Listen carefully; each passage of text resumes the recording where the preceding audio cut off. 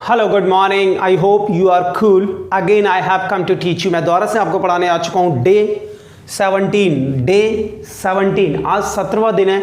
आज हम बात करेंगे will be, may be and might B. सबसे पहले तीनों को समझने की कोशिश करें। विल बी 100% कोई क्या फ्यूचर में चल रहा होगा, मे बी फ्यूचर में कोई काम 50% हो रहा होगा, माइट बी 30%। तो बिल का मतलब 100%, मे 50% एंड माइट 30%, बट तीनों ही फ्यूचर के हैं। तो देखो friends, will be, may be and might B, अगर ये तीनों न्यूज़पेपर में आ जाए, ये तीनों तुम्हारे कानों में आ जाए, तो समझ लेना कोई काम फ्यूचर में हो रहा होगा या चल रहा होगा। जैसे कई बार तुम्हारे दोस्त तुमसे पूछते हैं, कल मैं तुम्हें कॉल कर लूँ 9 बजे? नहीं भैया, कल 9 बजे कॉल मत करना। Don't call me tomorrow at 9 AM because I will B sleeping, right. तो मैंने अपने दोस्त से बोला मुझे कल 9 बजे कॉल मत करना, क्योंकि कल मैं सुबह 9 बजे सो रहा होऊंगा।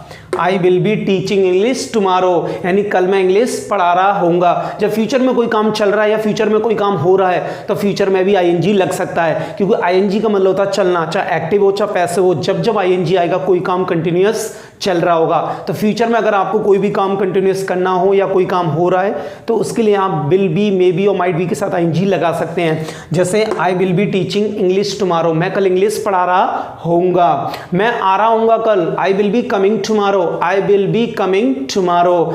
मैं 2 दिन बाद आगरा जा रहा हूंगा, I will be going to Agra after 2 days, I will be going to Agra after 2 days। मैं क्रिकेट खेल रहा हूंगा, I will be playing cricket. मैं नाच रहा हूंगा, आई विल बी डांसिंग। मैं तुम्हें याद कर रहा हूंगा, I will be missing you, I will be missing you. मैं बातें कर रहा हूंगा, आई विल बी टॉकिंग। तो आई विल बी करके आप फ्यूचर में कोई भी काम कंटिन्यूअस चला सकते हैं या कोई काम हो रहा होगा। अगर आपको निगेटिव सेंटेंस बोलना है तो आई will not, I will not, यानी कि बिल बी के बीच में नॉट आएगा। कहां पे आएगा? बिल बी, यानी कि बिल और बी के बीच में आएगा नॉट, यानी कि निगेटिव सेंटेंस। मैं हिंदी नहीं बोल रहा हूँ क्लास में, आई will not be speaking Hindi in the class tomorrow, I will not be speaking Hindi in the class tomorrow. मैं कल सुबह 9 बजे नहीं सो रहा हूँ, आई will not B sleeping at 9 AM tomorrow, I will not B sleeping at 9 AM tomorrow. तो आपने affirmative बोला यस एंड नेगेटिव बोला नो। अब हम बात करते हैं मे बी एंड माइट बी। अगर आपसे किसी ने पूछा कि आपसे किसी ने क्वेश्चन किया will you be teaching English tomorrow, क्या किया? Will you be teaching English tomorrow. आपसे किसी ने क्वेश्चन पूछा क्या कल तुम इंग्लिश पढ़ा रहे होगे? अगर आप 100% कंफर्म है तो आई विल बी बोल देना। अगर आप 100% कंफर्म नहीं है तो क्या बोल देना? आई विल नॉट बी। यानी 100% नेगेटिव भी हो सकता है, 100% पॉजिटिव भी हो सकता है, क्योंकि वो होता है यस या नो।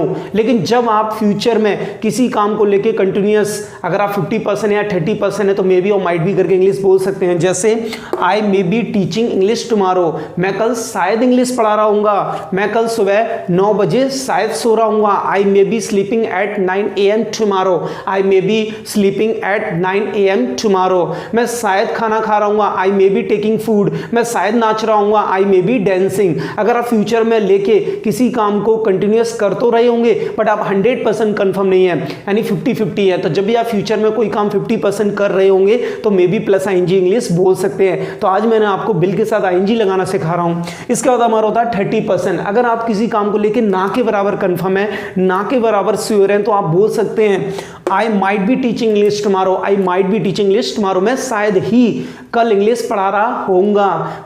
मैं शायद चुगली कर रहा हूँ, आई might be back biting, I might be back biting. मैं शायद ही ब्रेकफास्ट कर रहा हूँ, आई माइट बी टेकिंग ब्रेकफास्ट। अगर आप 100% कोई काम फ्यूचर में कर रहे हैं तो विल बी, 100% नहीं कर रहे हैं तो विल नॉट बी। अगर आप 50% कर रहे हैं तो आई मे बी, 30% कर रहे हैं तो आई माइट बी। अफर्मेटिव यस से नो आपने सीखा। अब हम बात करते हैं इंट्रोगेटिव, यानी क्वेश्चन। अगर आप क्वेश्चन करेंगे तो इंट्रोगेटिव, यानी क्वेश्चन हम हमेशा किससे करते हैं? सामने वाले से। हमेशा याद रखना कि जब भी हम किसी से क्वेश्चन करते हैं, हमारे सामने वाला जो होता है उससे हम क्वेश्चन करते हैं रियल में, और वो कौन होता है? हमारा सेकंड पर्सन। तो गांठ मान लो माइंड में कि जब भी हम किसी से इंग्लिश में बात करते हैं, जब भी हम किसी से मैसेज में चैटिंग करते हैं, फेसबुक पर कहीं पे भी हम चैटिंग करें, कहीं पे भी बात करें, वो हमारे लिए सेकंड पर्सन होता है। कौन होता है? सेकंड हमारा सामने वाला होता है, उसको हमें महसूस करना होता है, मैं तुम्हारे लिए कौन हूं? सेकंड। तो अगर आप मुझसे पूछोगे क्या तुम कल इंग्लिश पढ़ा रहे होगे, will you be teaching English tomorrow, will you be teaching English tomorrow, क्या बोलोगे? Will you be teaching English tomorrow.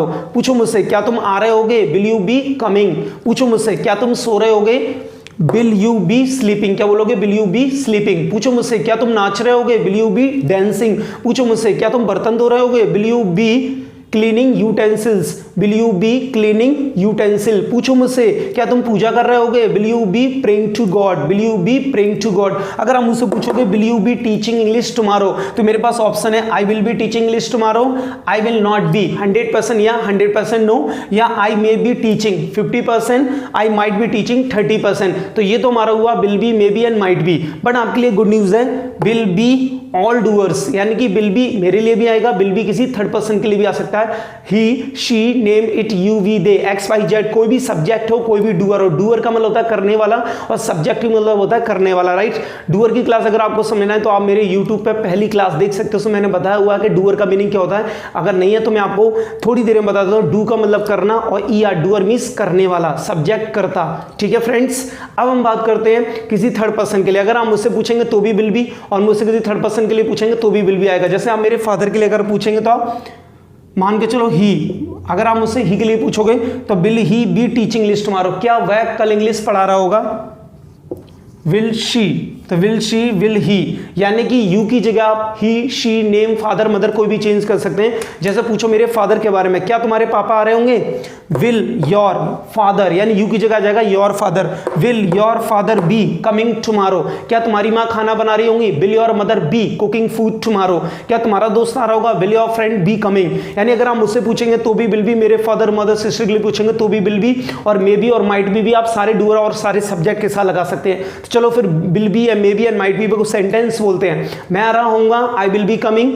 मेरे फादर शायद आ रहे होंगे, my father may be coming. India खेल रहा होगा, India will be playing. India शायद खेल रहा होगा, India may be playing. Rahul नहीं आ रहा होगा, Rahul will not be coming. India शायद ही खेल रहा होगा, इंडिया माइट बी प्लेइंग।